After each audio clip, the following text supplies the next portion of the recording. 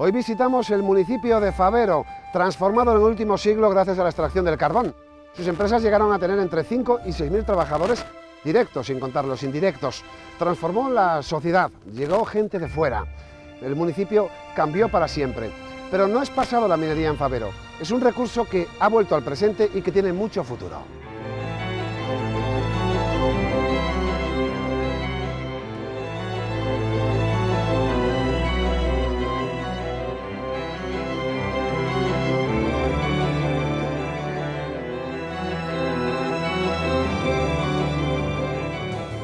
Y en este legado minero de Fabero vamos a conocer el economato de antracitas de Marrón-Passen.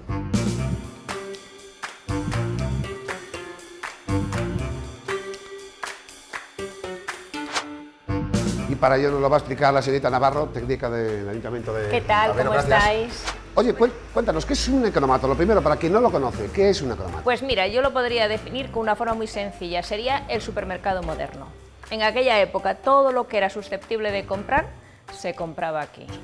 ¿Que querías aceite? Aceite, bacalao, chicharros, sardinas en conserva, todo lo que veis aquí se podía comprar. Entonces es, digamos, que el supermercado moderno. Pero era un supermercado donde no podía entrar cualquier persona, había preferencias, ¿no? No, mira, cualquier empresa medianamente grande tenía su propio economato. Este pertenece a Antracitas de Marrón, que es una empresa del Lillo del Bierzo, y aquí tenía su primer economato. Enfrente había otro, o sea que cada empresa más o menos tenía el suyo, y tenías que ser, por supuesto, trabajador de la empresa. Y esto favorecía porque había un precio más bajo para adquirir los productos, claro, ¿no? Más económico. Se supone que era un precio más asequible a los trabajadores. Es cierto que también tenían que tener, pues, aquí había una taquilla, ¿no? Claro, sí, aquí se entraba por la taquilla, ¿no? Y después en la taquilla te iban apuntando todo lo que llevabas, más o menos, y tenían una especie de libreta. Y en esa libreta, más o menos,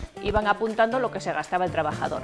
Que normalmente, cuando llegaba a fin de mes, iban a cobrar, el administrativo se lo descontaba del sueldo. Del sueldo, ¿no? Exactamente. Así más o menos funcionaba a grandes rasgos lo que es el economato. Una garantía de subsistencia para un trabajo duro, además, como era el de la mina, claro, ¿no? efectivamente, y además las condiciones económicas, que tampoco en aquel momento serían muy bollantes para nadie, teniendo en cuenta que tenían también muchos niños, alimentar todas esas bocas, para ellos esto, digamos que era a un precio mucho más asequible.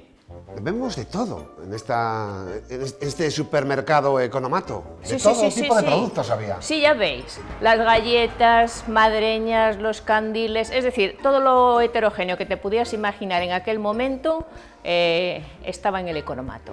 Y este igual no es tan grande como el de Diego. El de Diego incluso pues tenía ropa de cama, ropa de abrigo. Bueno, tenéis allí la ropa interior, ya veis que más o menos el colacao, las galletas y luego pues la máquina de expender el aceite. También por aquí, qué singular la máquina, ¿no? Aquí Sí, se expendía el aceite. no, así, aquí hay un bidón y tú ponías aquí el cacharro del aceite y te la rellenaban. Esto era para el bacalao, que en aquel momento pues pescado fresco poco. Poco, claro.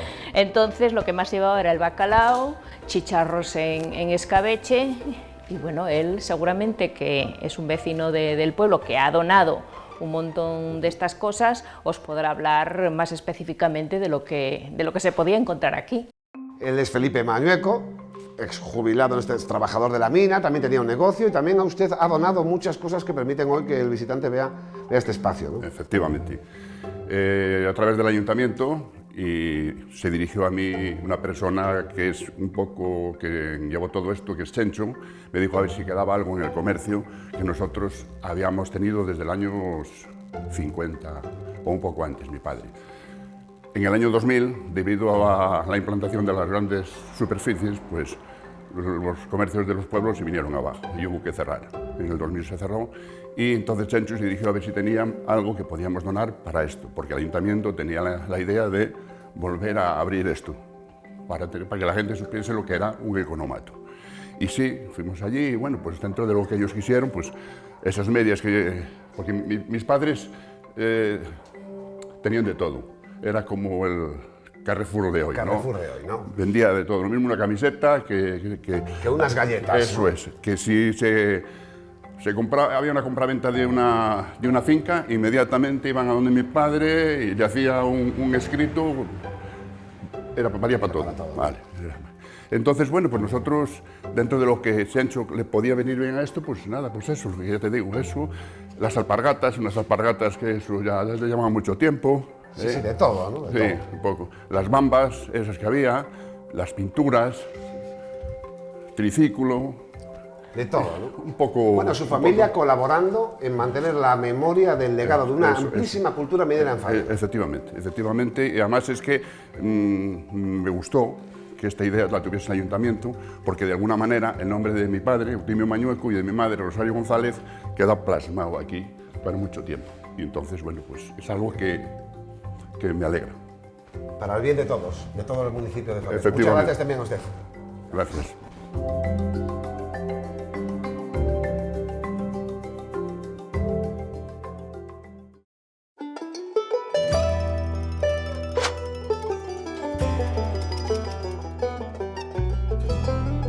Bueno, pues en este legado del patrimonio material e inmaterial del sector minero en Fabero estamos con Tomás Bañuelos. Hola, ¿qué tal? Gracias por Bienvenido. atendernos. Uno de los grandes elementos físicos, no lo inmaterial, de este gran museo abierto que es Fabero de la Minería, es el primer vestigio bien conservado del propio sector extractivo, el Pozo Viejo. El Pozo Viejo, sí, sí. Muy ligado a la cultura de Fabero. Es el primer pozo y por otro lado el ayuntamiento ha sido sensible y las instituciones en este caso que han colaborado en que se restaurara. Es verdad que muchas veces las restauraciones pues se podrían criticar, pero en este caso es una restauración premiada que se hizo en varios tiempos y es verdad que en su momento se tomaron o se hicieron cosas que a lo mejor no se debieran, se tiró parte, porque el patrimonio en su momento no se cuidó. No se consideraba patrimonio en aquel momento. No se consideraba patrimonio. Y con lo que quedaba se ha hecho un buen trabajo en ese sentido. Por otra parte, a veces responde a ciertos gustos que hay que cuidar. Las restauraciones debemos procurar que se noten lo menos posible y que debe convivir ese aspecto, no aspecto de ruina, sino el aspecto de la historia del tiempo. O sea, contar siempre con la historia, para que en ningún momento parezca que se ha remozado, que parezca que tiene una vida, una continuidad en el tiempo. Sí, sí. Es importantísima la mujer en la minería, sobre todo, primero porque trabajaron en la mina, no consideradas en el escalafón, en el rango, como que tenían un oficio, pero sin embargo cumplieron un papel fundamental en la vida del pueblo y de la minería. No solamente porque trabajaban en la minería dentro y fuera, sino que luego trabajaban en casa y llevaban el cuidado y la educación de sus hijos. Fue importantísimo y es importante que hoy se ponga en valor el trabajo de las mujeres en Fabero. Y esta restauración modélica del Pozo Viejo, el vestigio físico de la extracción, cuando venga un turista, cuando esté un visitante, tiene que rememorarle un tiempo que ¿cómo describirías aquellos momentos del inicio del desarrollo industrial en Fabero? Pues efectivamente no es solamente arquitectura, hay un patrimonio inmaterial que está muy ligado al patrimonio industrial. Las gentes que hemos vivido en este pueblo, precisamente con los trabajos que yo dirijo, están muy sensibles porque están como de alguna manera valorando el que se ponga en activo todo lo que tuvo un gran valor para ellos, porque fue su modo de vida. Y por otro lado también se sufrió mucho, porque fueron etapas muy duras, reivindicativas de tiempos pasados, donde el minero era una mano de obra, si quieres, barata, y se luchó muchísimo. Mucha gente se fue a la calle, yo, es verdad, puedo contar en el caso mío personal, de mi padre. Mucha gente venía de los barracones que hubo aquí. En estas instalaciones, que era una industria donde se fabricaba, se fundía, se recuperaba todo el material minero, se formaba la gente. Aquí se formó muchísima gente que recaló en grandes empresas de España, ¿no? Porque se hacía un trabajo, se hacía de todo, y la gente tenía una intención de crear un oficio, o sea, de tener un oficio, de prosperar en la vida, no solamente de llevar el sustento. Incluso en el ámbito de la minería, el minero estaba muy orgulloso de su trabajo, por eso reivindicaba un algo más. No solamente era una mano de obra que sacaba carbón a destajo, sino tenía un oficio y quería que se le considerara como tal. Perfecto, pues aquí tenemos el Pozo Viejo, el primer vestigio físico de lo que fue el inicio de un desarrollo urbanístico, sociocultural, profesionalismo que permitía a la gente ir más allá de tener un empleo, toda una cultura que tiene como primer punto de partida en la visita a Fabero este Pozo Viejo.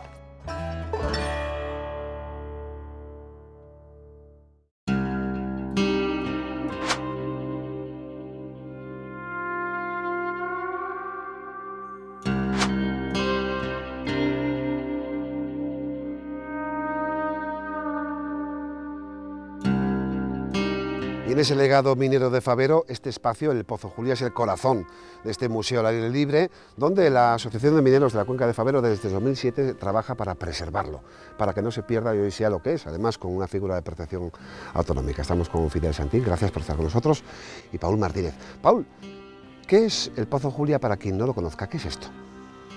Pues principalmente yo creo que es el legado que nos han dejado los mineros. Que se preserva correctamente, bueno, en unas condiciones extraordinarias. Es un pozo nacido en los 50, una mina. Sí, eso está claro. Va a haber una mina donde aquí venían los trabajadores, que en el año 50 se fundó, con todas sus instalaciones en correcto funcionamiento, que quedaron tal cual quedaron el último día que los trabajadores estuvieron aquí trabajando, en el año que ese año se cerró, en el 96 o por ahí creo que fue. En torno al final del siglo XX, por ahí creo que se cerró en el año 96. Oye, además aquí, por ejemplo, el turista, el visitante, puede comprobar casi en sus carnes, percibir cómo es el trabajo en una mina, porque hay una recreación, ¿no? Este pozo tiene una recreación para que se pueda ver, sentir un poco cómo era ese miedo y esa valentía del minero, ¿no? Exactamente, de eso se trata, ¿no? Al final lo que intentas hacer es que el visitante que venga aquí a visitar esto y a verlo, que lleven sus propias carnes, cuál era el trabajo de un minero, desde que coge la lámpara por la mañana hasta que sale el relevo, todas las funciones que hace, desde la mañana hasta la tarde y vuelve a depositar la lámpara en su lugar otra vez. De eso se trata. Es un patrimonio que es visible y es audible, las emblemáticas sirenas también están en funcionamiento, ¿no? Evidentemente sigue sonando, todos los días la ponemos, se paró cuando vinieron los ucranianos que viven aquí, se paró por respeto, pero ahora vuelve a funcionar. Y la sirena quiere decir ese emblema. Todo el mundo antiguamente aquí en Fabero, cuando sonaba la sirena hace muchos años y sonaba la sirena a horas que no correspondía, era un señal de que había algún problema. Y ahora cuando suena sabes que es porque viene alguien de visita y lo está visitando. ¿Qué le sorprende al turista, que son muchos y crecientes, de este espacio? ¿Qué es lo que más les sorprende que podéis observar? Yo creo que cuando salen por la puerta muchos salen llorando. Cuando ven las condiciones que se trabaja dentro de una mina, porque una cosa es contarlo y otra cosa es verlo in situ, dónde se mete un trabajador a picar y a sacar carbón. Al final yo creo que es eso. Y después el emblema, yo me imagino que la imagen del Pozo Julia es el vestuario, cómo quedó tal cual se abandonó la explotación.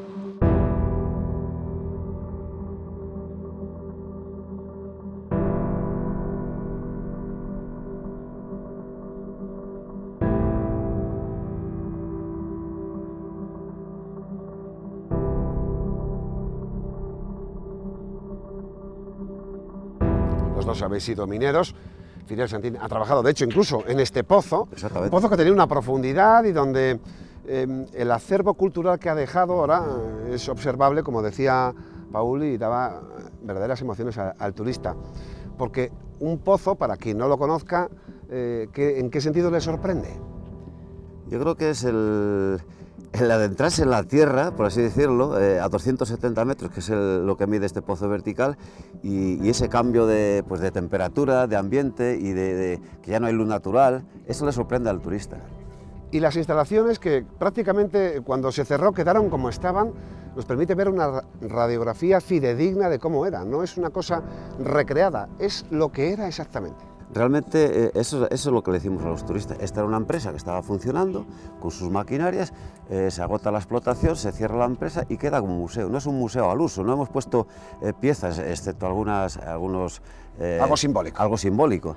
Los compresores son originales, la máquina de extracción es original y todo se conserva con ese olor particular, a grasa y todo eso.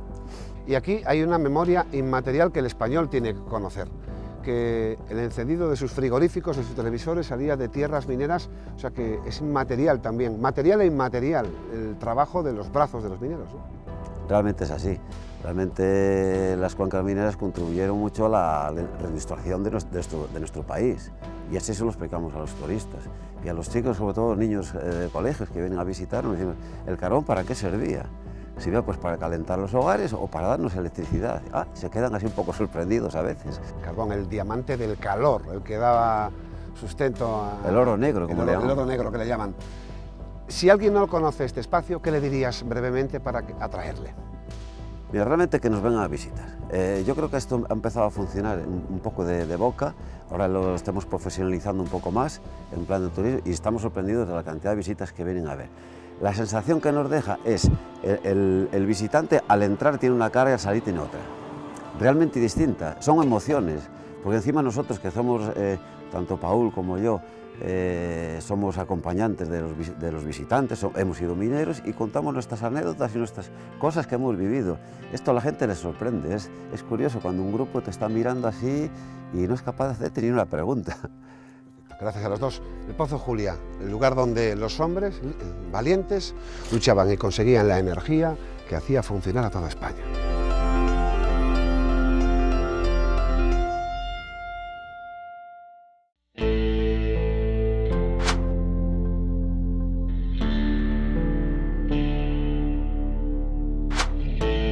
Estamos con José Joaquín Ramón Gancedo, el responsable del área de paleobotánica de Fabero. Gracias por estar con nosotros. Buenos días, encantado. Este enorme museo que es Fabero al aire libre, con espacios diferentes, el legado inmaterial, el material, los pozos. La minería nos deja joyas de la historia de la Tierra. Sí, de la historia geológica de la Tierra, ¿no? Es decir, aquí tenemos pues, un legado paleobotánico, paleontológico importante. Entonces, lo que hemos hecho con esta aula ha sido ir recuperando, sobre todo, básicamente, nosotros empezamos en la Gran Corta, que es una zona inmensa, donde hay depósitos, un yacimiento paleobotánico y paleontológico importantísimo, y ahí empezamos a recuperar las piezas, así fue como nació esta aula, ¿no? Con esa intención de darle un valor añadido a todo esto, que es nuestra historia también, aparte de la minería de interior y todo eso que conllevó también, hay una historia que es la historia geológica y la historia paleobotánica de un territorio que existió aquí hace 300 millones de años. Y a partir de ahí pues hemos ido bajando piezas, hemos ido colocando varias para que la gente las contemple y las vea, algunas de una importancia interesante. Vamos a ver algunas. ¿Cuál sería alguna singular, por ejemplo, para el espectador? Lo que sí podríamos decir es que en ese momento, una de las más, quizás, desde mi punto de vista, curiosa e interesante sería pues, las huellas de un anfibio. Las huellas de un anfibio. Que está aquí. Bueno, esto es una pequeña maqueta que hemos hecho nosotros, más o menos, simulando lo que podría ser ese anfibio. Sí, las huellas estarían aquí, que son estas que vemos aquí, estas que están aquí, tanto de la pata delantera como de la pata trasera. Entonces, esto sería un temnospóndido, que se dice, es un pequeño anfibio del tamaño de un gato aproximadamente, y esto es cuando por decir de alguna manera, los animales toman la tierra, es decir, salen del agua y empiezan a colonizar la tierra, ¿no? Esto gracias también a lo que se llamaría el huevo amniótico, que es un huevo que mantiene dentro el embrión, dentro de un líquido, y eso evita que se seque y se pueda reproducir en un medio exterior que no sea un medio acuático. ¿Y hay algunas otras piezas, por ejemplo, que tengan una singularidad paleobotánica hay muchas, importante? Hay muchas. Por ejemplo, desde mi punto de vista, una pieza muy llamativa y muy interesante, y además que es muy difícil que un fronde salga tan definido y tan grande, es este Diplacites, que es un helecho arborescente, son sus hojas, son sus frondes con muy buen detalle. Y esto es una pieza muy interesante, muy importante. También va asociada a una Sechtenbergia que está aquí, otro de los helechos arborescentes. Después podríamos encontrar, pues no sé, desde calamites, que es por ejemplo este que está aquí, es un calamites que es un tamaño considerable y muy bien definido. También esto de aquí. Este por ejemplo es singular. Tenemos hasta Sí. unas 1500 piezas aproximadamente. Sí, aproximadamente. Pero podría haber más. Sí, podría haber más. Tú imagínate que ahora con la restauración de la Corta, aquello se empiezan a mover los vertederos y imagínate lo que puede aparecer allá. Puede haber inmensas cantidades de fósiles que pueden ser muy interesantes, sobre todo para la ciencia. Se pueden descubrir cosas curiosas. Fíjate cómo se junta la historia. Claro. Parece que la minería fue una especie de arqueología ocasional que nos habla de la historia de la Tierra. Claro, es que gracias a la minería, no solamente ya la de interior, sino también la de exterior, pues esos fósiles han aflorado, han salido a la luz, y eso forma parte de nuestro patrimonio y forma parte del conocimiento de las edades de la Tierra. Gracias por tu saber, Joaquín. Encantadas. Cuando queráis, aquí estamos.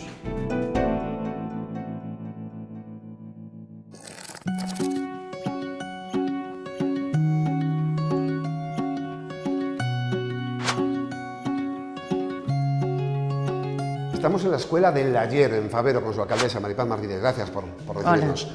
Esto es un claro ejemplo, vivo ejemplo de esa transformación del sector minero que llegó a crecer de una forma exponencial, miles y miles de empleos, y claro, estas familias necesitaban servicios, por ejemplo, los colegios. Y esto es una fotografía fija de una era del siglo XX en España, que valdría para casi cualquier lugar, pero que viene a recrear la memoria de muchas generaciones, ¿no? Exactamente. Esto es un poco también el guiño a una época donde la educación tuvo muchísima importancia y en las cuencas mineras que realmente no se valoraba, no por parte de la propia familia, sino incluso por parte de los propios dirigentes, la educación como medio de vida, porque si no se le acababa la mano de obra barata. Bueno, pues esto es un guiño a esa educación y luego a ese boom que tuvimos en los años 40, 50, 60, con el boom de la minería de manera ya exponencial y bueno, de todas las necesidades que surgieron. Se hizo también un instituto Con más de 1000 alumnos. Con más de 1000 alumnos, que además, ya no solo eso sí que ya fue la transformación total de la población de las cuencas mineras. Es decir, ya no se iba solo a estudiar la educación básica, sino que se generalizó y los jóvenes de este municipio y de este entorno de la cuenca, de toda esta cuenca minera, pudieron estudiar mucho más allá. Pudieron hacer su reválida, su COU, que no era COU, pero pudo salir más gente fuera y bueno, de hecho tenemos gente muy preparada. Esta escuela del ayer es un ejemplo más de que de las entrañas de la tierra, del esfuerzo de los mineros y mineras, que también había mujeres, se creó un universo para que sus hijos tuvieran una oportunidad mejor también. Exactamente, ellos siempre buscaban la oportunidad mejor, siempre decían lo mismo. Ellos no querían para sus hijos lo que ellos estaban o habían vivido, como es lógico y normal, ¿no? Entonces, bueno, para nosotros la educación es una parte fundamental del desarrollo que ha tenido todos los municipios, pero sobre todo esta cuenca de Fabero-Sil, donde aquí no solamente estábamos los estudiantes de Fabero, los que vivíamos en Fabero recibíamos, aparte de las pedanías, venía gente de los municipios de Páramo, de Berlanga, de la zona de Los Ancares, de la zona de Peranzanes, es decir, teníamos mucha población que bueno, pues favoreció a todas estas zonas también pequeñas a desarrollarse culturalmente. Y después los hijos y los nietos de esos primeros mineros quieren devolverle el agradecimiento a los primeros, manteniendo este museo abierto con tantos espacios, porque Fabero es un museo de la minería abierto con muchos espacios. Exactamente, el que viene a Fabero viene a vivir una experiencia minera, una experiencia de conocer la transformación y el desarrollo de los municipios mineros a través de su único recurso, de su monocultivo del carbón.